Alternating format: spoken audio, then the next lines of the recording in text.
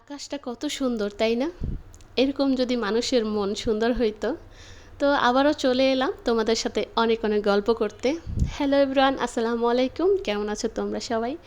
আশা করছি আল্লাহর রহমতে তোমরা সবাই অনেক ভালো আছো। আমি আলহামদুলিল্লাহ অনেক ভালো আছি। তো এখন বাজে ঘড়িতে একদম 11টা। তো বাবু হচ্ছে ঘরে থাকতে চাইতেছিল না, সে একটু বাইরে যাবে, ঘুরবে। তারপরে কোথায় নিয়ে যাব, বাইরে রোদ, তো ছাদে নিয়ে আসছি। সিঁড়ি দিয়ে উঠতে যে জায়গাটা আছে ওইখানে দাঁড়ালে প্রচণ্ড বাতাস আর হচ্ছে ছাওয়া আছে, কারণ উপরে ছাদ আছে। তো কতক্ষণ বসে তারপরে একটু পরে আমরা বাসায় চলে যাব। তার আগে হচ্ছে আমার গাছের কাছে চলে আসছি। আর গাছগুলো মাশাআল্লাহ কত সুন্দর হয়েছে, কারণ 2-3 দিন আগেও বৃষ্টি হয়েছে, আজকেও সকালে হালকা পাতলা একটু বৃষ্টি হয়েছে। তো সেই কারণে আমার গাছগুলো মাশাআল্লাহ কত সুন্দর হয়েছে। এখান থেকে কলমি শাক নিয়ে গেছিলাম আমি কিছুদিন আগেই। তো আজকে এসে দেখি আবার যেমন শাক এরকম হয়ে গেছে। তো মাশাআল্লাহ আলহামদুলিল্লাহ, আমার পাখি তো ভরপুর খেতে পারবে। আর তারপরে হচ্ছে মাঝে মাঝে ওদের জন্য কিনেও নিয়ে আসি আমি।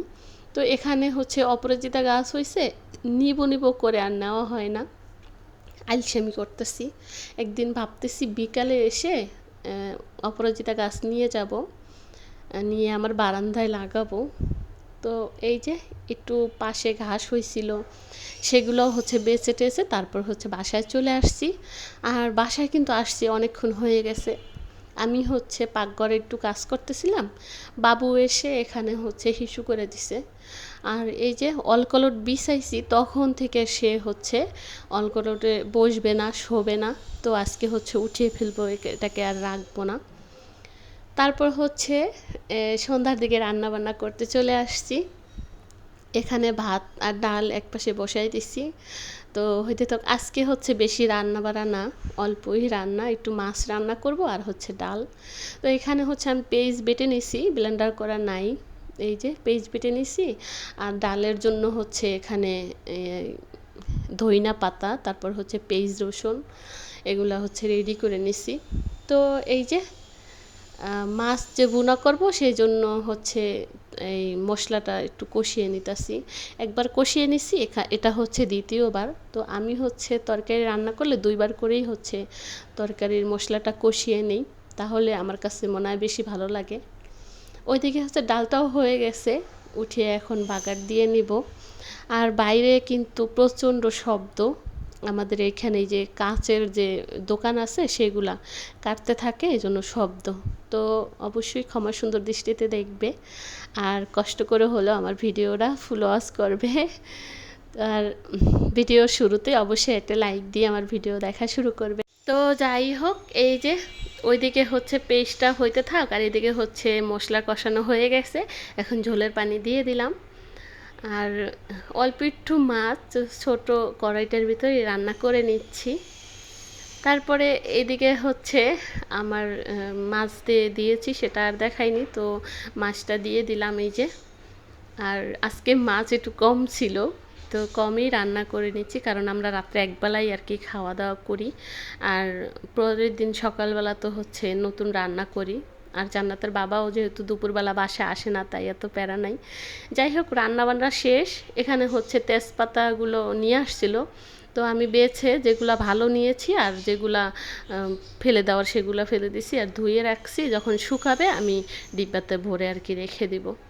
তো যাই হোক, গল্প বলবো কেন বললাম, তো এই যে ভাতের পাতিলটা, এটা হচ্ছে আমার যখন বিয়ে হয়েছে তো তার 3 দিন পরে কেনা।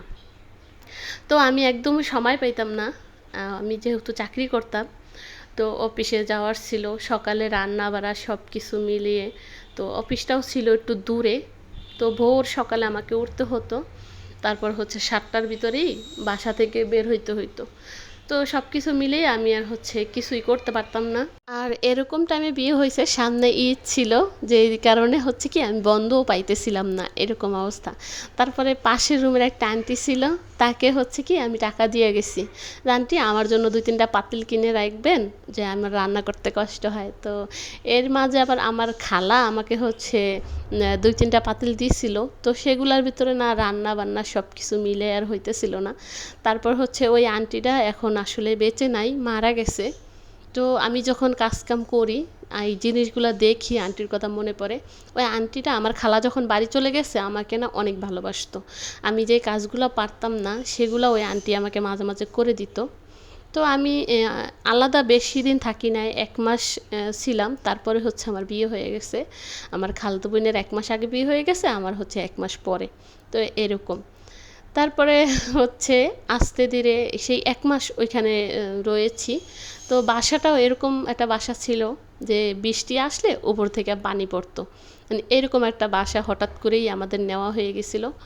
তারপর আর কি ১ মাস ২ মাস কষ্ট করে তারপর হচ্ছে জান্নাতের বাবা হচ্ছে অন্যদিকে আর কি চলে আসছে। সে যেই জায়গায় কাজকাম করে সেদিকে চলে আসছে সুন্দর একটা বাসা দেখে। তারপরে সেই বাসায় এসে আমার মনের মতো করে আর কি আমার জিনিস যা যা পছন্দ হইতো তখন আমি কিনেছি। কারণ জান্নাতের বাবা আমাকে আগেও টাকা দিত, এখনও আলহামদুলিল্লাহ আমাকে টাকা দেয়। আমার চাইতে হয় না, চাওয়ার আগেই হচ্ছে সে বুঝতে পারে যে আমার একটা জিনিস লাগবে, আমি একটা জিনিস কিনতে চাই। আলহামদুলিল্লাহ আল্লাহর কাছে মানে লাখ লাখ শুক্রিয়া যে এরকম একটা স্বামী পাইছি। তো এই জিনিসগুলো দেখলে খুব খারাপ লাগে। তো প্রথম লকডাউনের সময় আমি বাড়ি গেছি, ওইখানে গিয়ে না আটকে পড়ছিলাম। মানে এমন অবস্থা হয়েছে, যখন ফিরে আসি তখন এসে দেখি জান্নাতের বাবা সব জিনিসগুলো আমার বেচে ফেলাইছে। তো আমি এত কষ্ট পাইছি, কিন্তু তাকে কিছু বলি নাই। কারণ বলি না একটা কারণেই, তার টাকা দিয়ে কিনছি, তার দরকার পড়ছে, সে বেচে ফেলছে, আবার আমাকে কিনে দেবে। কিন্তু সেই কষ্টে আমি না তার পরবর্তীতে আর বেশি কিছু কিনি নাই। এত খারাপ লাগতো, একটা মেয়েই জানে যে তার সংসারের একটা জিনিস যদি ভেঙে যায় এবং নষ্ট হয়ে যায় সেই জিনিসটার জন্য কতটা খারাপ লাগে। তো আমার অনেক দিন অনেক খারাপ লাগছে। আমি জান্নাতের বাবা যখন ছিল না তখন আমি হচ্ছে কান্না করে ফেলছিলাম যে আমার ঘরের এত জিনিস, ঘরে শুধু ২টা বালিশ, একটা তোশক, ২-৩টা হচ্ছে হাঁড়ি পাতিল, একটা জগ মগ এরকম কিছু রাইখে সব কিছু হচ্ছে বিক্রি করে দিছে। তো ওইখানের কষ্ট থেকে না এই বাসায় এসে আর কিছু কিনিনি। এই বাসার বেশিরভাগ জিনিসই হচ্ছে জান্নাতের বাবা কিনছে। তো আমাকে আবার বলল যে লকডাউনের ভিতরে এদিক ওদিক মানুষ মরে যাইতেছিল, তো সেই ভয়ে আমি হচ্ছে সব কিছু বিক্রি করে বাড়ি চলে যাইতে চাইছিলাম। মানে এরকম একটা অবস্থা, মনে পড়লে হাসি লাগে আবার হচ্ছে কষ্টও লাগে। তো যাই হোক, মাশাল্লাহ আলহামদুলিল্লাহ এই বাসায় আইসা আমাকে হচ্ছে অনেক কিছু সে কিনে দিছে, এখনও কিনে দেয়।